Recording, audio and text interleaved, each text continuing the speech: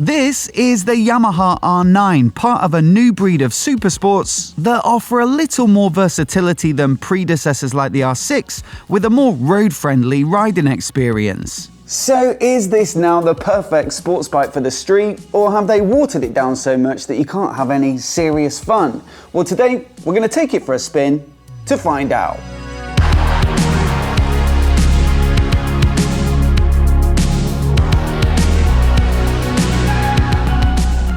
So first up, a quick overview of the specs on this bike so we know exactly what we're dealing with. Some of it will be familiar to you if you've ever paid attention to their excellent MT-09 Naked, although there are some key differences to tailor the chassis to this more sporting application. The starting point is their awesome CP3 inline triple, which is one of my favourite engines on the entire motorcycle market. Peak power is respectable with 117 horses up at 10,000 RPM, but it's the gutsy, usable mid-range that I really like about it, with 93 Nm of peak torque at 7,000 RPM and a really consistent delivery from about 3,000 RPM, as you'll see on this dyno chart from Cycle World of the MT-09, which of course uses the same engine. Now wrapped around it, we've got their aluminium delta box frame, which is where we start to see some departures from the MT-09, with a bespoke frame design for the R9, which is said to be lighter and stiffer.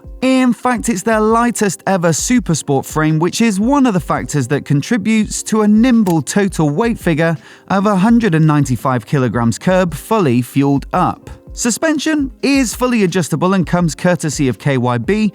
Braking comes from Brembo with their Stylema calipers up front. Wheels are cast aluminium, and they're wearing Bridgestone's RS11s, which are said to be both track and road appropriate. Interestingly, I read that this bike doesn't use the same spin-forged wheels as the MT-09, which are said to be a little lighter, as the Yamaha testers during development found they actually preferred the feel of regular cast aluminium wheels at higher lean angles. Tech is plentiful as you'd expect, with a 6-axis IMU for lean-sensitive rider aids, plenty of riding modes and customization, an up and down quick shifter, cruise control, and a 5-inch dash through which you can get it all dialed in to your preference. Developed in the wind tunnel, they also say this is one of the most aerodynamic bikes they've ever produced, with some fashionable winglets that they say reduce front wheel lift by 6 to 7% in a straight line, and combined with the front spoiler, they say through a corner it rises to 10%. Now, will they realistically do much for it out on the road? I highly doubt it at those sorts of speeds.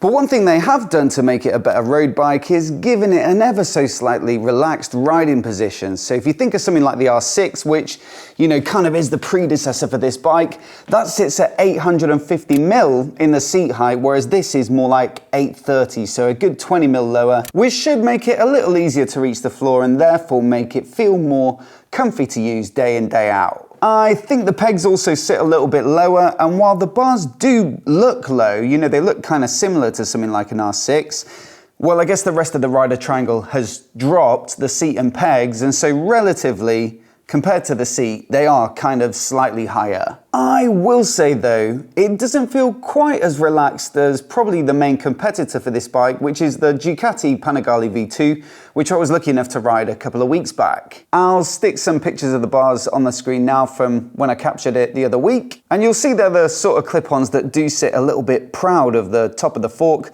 whereas this one, you know, they're properly clip-ons that sit well below. I can tell you straight away that the Ducati does have the more comfy road bias setup, and this, the R9, feels like something of a compromise between something like the R6 and a more comfy road bias sports bike like the Panigale. I should add though, in the accessories catalogue for the Ducati, you can pay another 500 quid, I think, for some sport clip-ons, and that would make, I think, the Ducati and this bike feel really quite similar, but as standard, this is certainly a touch more aggressive. Anyway, a quick fire up to see how it sounds before we ride.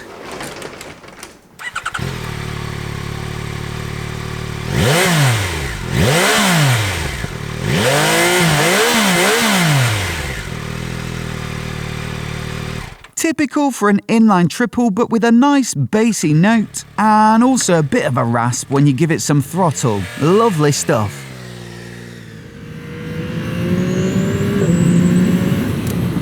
Alright. right, no surprises here. The engine is really, really good, and we already knew that because it's pretty much exactly the same, in the same state of tune as the CP3 and the MT-09 and the Tracer 9 and the XSR 900, and it's fantastic in all of those bikes as well. Now, perhaps you could argue, well, it doesn't quite have that top-end exhilaration that you might get from an inline 4-powered Supersport, but the whole point of this video is to answer the question as to whether it's a good street bike, and I reckon I'd happily trade that off for all this mid-range where the inline 4s do tend to be a bit gutless. Great soundtrack, a nice crisp quick shifter, and what more could you want for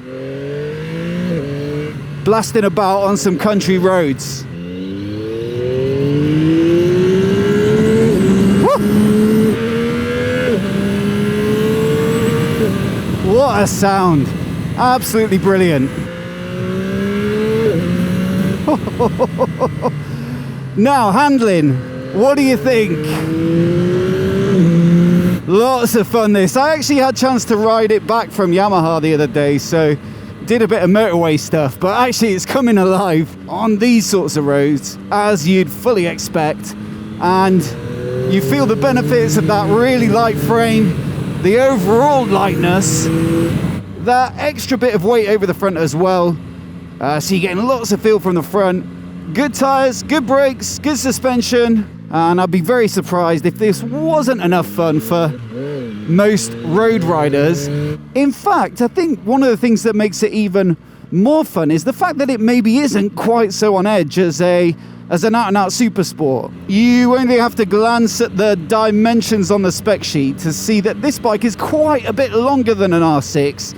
It's a good 4 centimeters, which is a real big difference in, biking terms. And so while it is a shorter, more flickable bike than an MT-09 or an XSR 900, which is really quite long, again, I feel like it's right in that sweet spot. It's sporty, but just not to a point where it starts to become unenjoyably so for road riding. On the flip side though, I guess you could say that's potentially the main caveat of this bike. If you're coming into it expecting something that is really aggressive and really sporty and track focused, then it's not going to be it.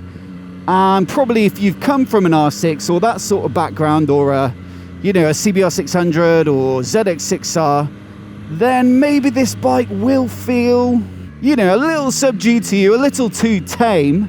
But I think for the rest of us, it's a great thing, a much more usable bike, and probably a good business move from Yamaha anyway. I mean, how many people are looking for that sort of bike nowadays? It seems like fewer and fewer, and so maybe this is just the tonic.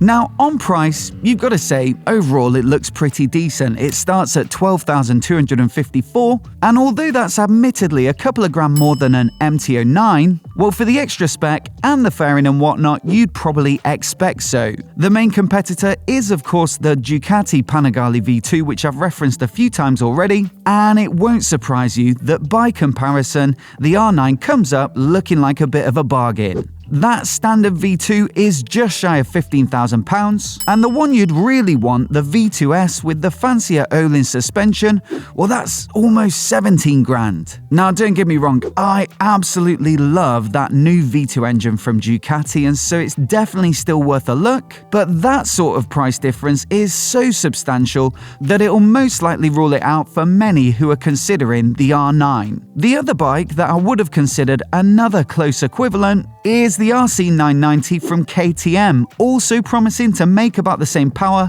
also sporty in the chassis spec, but also not hyper-focused in the riding position. Unfortunately though, that one seems to be on hold while KTM sort out their financial situation, and so it looks like it won't be an option, at least for the foreseeable future. The key with this bike is its balance of performance and usability, and for me, it really does sit in that sweet spot very well in pretty much every regard. The engine has enough top-end power but also plenty of mid-range guts. The handling is fun and engaging but also not unstable. And the riding position, well, you feel like you're over the front, you feel like you can get in a tuck, but also the seat height's fairly moderate. Maybe if you're looking for a dedicated track day weapon, then this might not quite be it, especially for more experienced riders. And of course, if you're looking for something to do the daily commute, but you want something a bit sporty looking, then there are certainly better options perhaps that are a touch more sat up, down in the sort of affordable middleweight segment. But for anyone looking for something that can do a little bit of everything, that could do a bit of track day, that you could ride to work if you wanted, and perhaps primarily that you can have a really good time with on the weekend, then especially given the price versus the Ducati, you've really got to give this one a go. As always, I'd love to know what you think of the bike though, so do let me know down in the comments below, and I'll leave that Panigale V2 first ride on the screen now as well, in case you missed it. Do hit subscribe for more of the latest motorcycle news and reviews right here on MOTOBOB. A massive thanks for watching this one, and hopefully we'll catch you in the next video.